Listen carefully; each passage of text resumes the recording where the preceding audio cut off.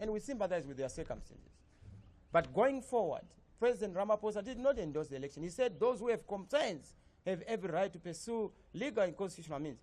He acknowledges that there are possibilities of problems because he's informed on the challenges that are there. Then you go to the European Union and other international organizations, the US, they are very clear on the issues. They know what we are talking about. The fact that we are here concerned challenging this election tells you that there's a problem.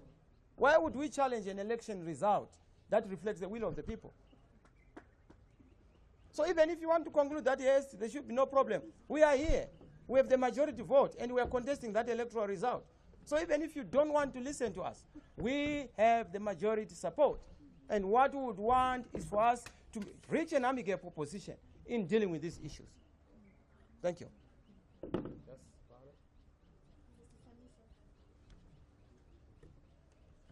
Yes. What proof do you have exactly, and when is this evidence going to come out? Do you have the spreadsheet that you can share with Zimbabweans? And secondly, what exactly are you going to do? You talk about election petitions, but how many election petitions has the MDC had, and in these courts that you have said are controlled by ZANU-PF?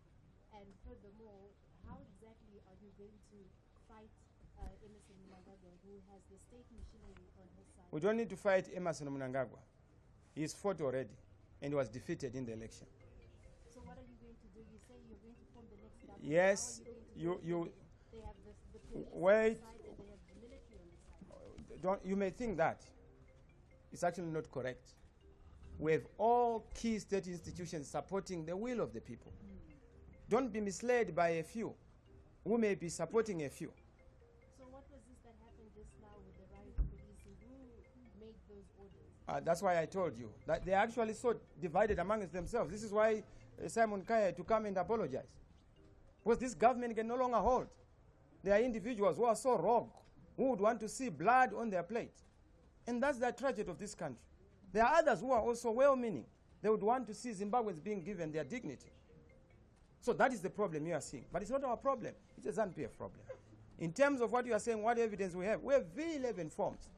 We have tabulations at V23 level, at constituency level. And we will avail them. We have statistics blow by blow on every account. And ZEC know it. Just to tell you, yesterday, we said to ZEC, let us go constituents by constituents to verify the election result. They ran away. Slaigwana ran away. And he said, no, I can't, I've not been permitted to do that. But we said, look, you are the chief elections officer. You are supposed to be able to do that. Not only that, they had results which were being punched into the server. Those results show the accurate result. But what have they done? They've gone on to then indicate that let us forget about the server. Let's go to the spreadsheet, which is an Excel, where they would change figures. They started punching figures. We said, look, we want to also do an independent punching in of figures. In as much as we don't agree with the process, because you already have the result. We already have the result. We could not agree. There was a stalemate. So we don't agree with their tally because their tally is a fraudulent tally. And they know it. These are some of the forms that we have collected, just a sample, just for Harare. They show that discrepancy, and that's how we managed to get this discrepancy. These are ZEC signed forms. And we shall, and we will use them. These, they are own forms. We have reports from the police. We have reports because they are not governing alone. We also control a significant part of government.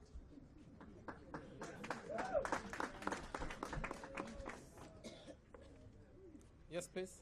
Mr. Chamisa, you've spoken about legal and constitutional avenues. Sure. What practically happens from today? What are you doing? Are you going to court? Can you just run it? I told you that our predicament in revealing, transparency is not nakedness. We must be transparent, but we can't be naked. Strategy is a matter that has to remain strategic.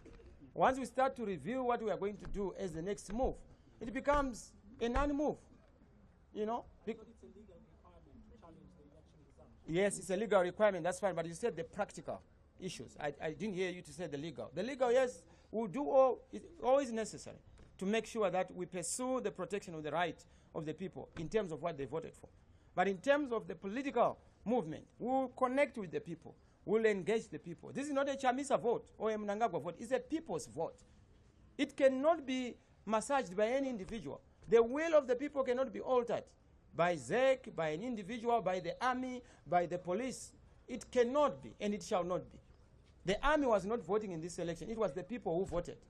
And the army has a duty to defend the vote of the people. Yeah, I had somebody there, then I'll come back. I'm going around. Please. Yeah, It was the same question. You're talking about legal and constitutional means. I mean, do you actually trust the courts of Zimbabwe?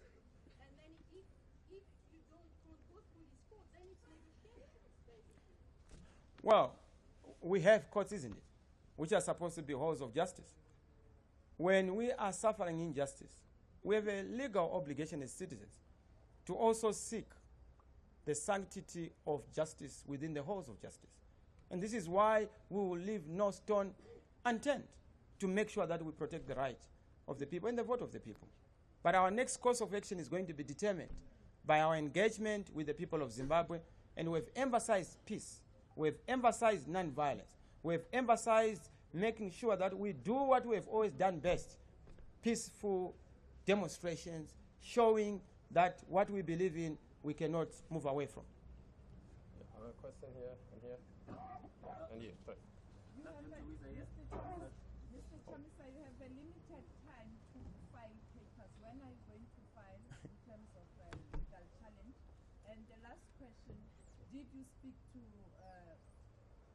President Mnangagwa today? And can you confirm that even yesterday? And can you share with us what you discussed? How far you are going to the court?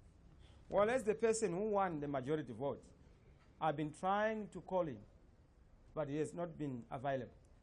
Why did I call him? I wanted to congratulate him for accepting to be defeated. Because I have not seen where he has said that he will not accept the result of the people. It is ZEC that declared him. And I was actually imploring on him to turn down ZEC's poison chalice, because he does not deserve that. Electoral results are not a matter of gifts, where you accept a gift from ZEC. It is a vote and the will of the people. So I hope you have been answered, Sophie. No, the other one. On time. When are you filing? No, we have one of the finest legal teams in Africa, south of Limpopo. Mr.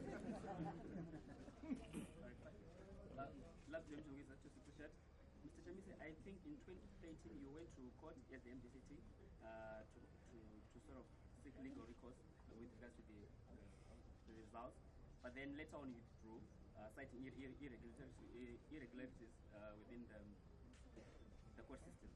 Do you trust the judicial system? Do you think that they will give you what you want? Well, it's not a question of trust. It's a question of our confidence in our people, the people of Zimbabwe. We have already voted. So we must make sure that we explore and exploit all constitutional and legal routes that are available. We must be commended for being peace-loving because of our ages, because of our capacities and our energies. In other jurisdictions, we would be doing all sorts of things. But we've said we will restrain our people because peace is our avenue. We will be patient because for us, patience is a virtue, not violence. How long are you going to be patient? Look, you want me to reveal too much detail. And I don't know why you want me to do that. I'm not in the habit of arming our opponents, because we are dealing with a very sophisticated opponent. If they are able to rig an election which they have lost, and they want you to believe that they have won, you can see their problem. If they can terrorize journalists, international journalists, to try and break up a press conference, it tells you the extent of their daring nature as a government. Yeah, what you You indicated there are a few, or rather some constituencies in which some people might have won fair. Do you have numbers? Do we have figures as to how many? Well, we do have figures, but those will then show once we have finished our tally. Like I told you, there's an exercise actually going on right now. Our organizing secretary and the national chairman, they are looking at constituencies where there are no discrepancies. We will then congratulate those people. But where we have problems, we will challenge them. And we will challenge them because we do not want people who cheat in elections. How do you commandeer people to go and vote for a particular candidate, and you command them to then profess that they can't write. We don't want command elections. We have had command agriculture, command politics, command economy, but no command result. You also confirm if you had agents in every other polling station in Yes, the one with 10,895. the ubiquitous presence across the whole country. We are a national party. We are the biggest party in this country, followed by ZANU-PF. The former ZANU-PF, not this one, which is so fractured and divided. Mr. Chamisa, Clement Peninsula from Eyewitness News.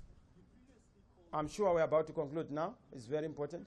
for an urgent extraordinary meeting of the SADC heads of state, given where Zimbabwe is now. Sure. Do you still want that meeting, and will you be engaging Mr. Ramaphosa for that? In fact, I'm in the process of getting in touch with President Ramaphosa to give him our perspective and to request him to intervene in this situation. This situation is so serious. You know that Zimbabwe has not known peace for the past 38 years. Zimbabweans have not known justice for the past 38 years. Zimbabweans have not known the happiness and dignity of life for the past 38 years. Workers have had to suffer without salaries. Ordinary people are jobless and homeless. We want answers to their problems. That can only be possible when we have the chaperoning and underwriting that is done by SADC. And this is why I'm going to reach out to President Ramaphosa and SADC leaders to try and look at this situation. We are back to where we were in 2008, where President Tsvangirai won, but President Mugabe stole the vote. This time it's different players. Mr. Mnangagwa putting on the spirit of Mr. Mugabe, stealing the election. Myself, again, with Mr. Tsvangirai's accolades and honor, claiming that victory. So I will pursue that as a route. Thank you. Just two more questions, please. One here and one there. Yeah, lady. Sorry. Please. Yeah. Mr. Chamisa, will you consider going to, because you talked about exploring legal and constitutional avenues, would you consider going to court to apply for an urgent interdict to prevent the new government from being inaugurated? And if you fail to do so, will you be attending the inauguration of the new government? But how do I attend the inauguration of a person who lost an election? Is that not a contradiction in terms? He must be attending my inauguration. Why should I attend fake events where you know that the result is very clear, is there? The people of Zimbabwe know. Where on earth have you seen when somebody has won? No car hooting, no honking, no celebration. You go into offices, there's mourning, into homes. They're actually shocked. What is this result? Even in the rural areas, they are also shocked about the result. They're mourning. Everyone is just worried about this outcome. Where on earth would you have an election when announced? It shocks the people who voted. So will you apply to the High Court for an urgent interdict? No, like I said, strategies are issues where I'm not willing to reveal much. But we are going to explore all necessary means to make sure that the will of the people is protected. And it shall be protected. Thank you. Yeah, well, last question. Very last. Thank you. Yes. When you were at your rally, you said that you accept Mr. Mugabe's vote if he does decide to vote. Yes. Do you think that his vote has influenced the outcome of the elections? And do you think that when he was speaking so, did it influence the people as well to vote for you? I don't know if Mr. Mugabe's single vote would influence any other votes. I don't also know if he voted for me. Possibly he was just saying that he would vote for me, but his vote is secret. And I said I'm not in the business of choosing who votes for me. I have no doubt that Mr. Mnangagwa's close relative voted for me. But that does not make me an ally of Mr. Mnangagwa in any manner. People vote for who they want. And don't victimize Mr. Mugabe for voting for a candidate of his choice. It is his right as a citizen. Why do we want to go and investigate who he has voted for and why he has voted for that person? I thank him if he voted for me. But do you think when he said that he's not going to vote for ZANU-PF, that it did influence like the public to want to vote for you? But are you doubting my credentials? Are you doubting the MDC Alliance program? We are votable. That's why we were voted by the majority.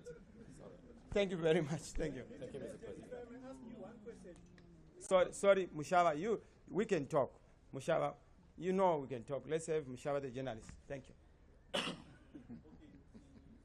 here I'm looking at the WhatsApp message circulating from my group, which is more like saying you will be meeting the provincial structures in the 4th of August, and they are calling on all constituents to bring V11, V23, and the V23 V document. So if it is true. It's not true. You know, that is a hoax. I'm sure it's coming from our colleagues. You know, let me just tell you about fake news.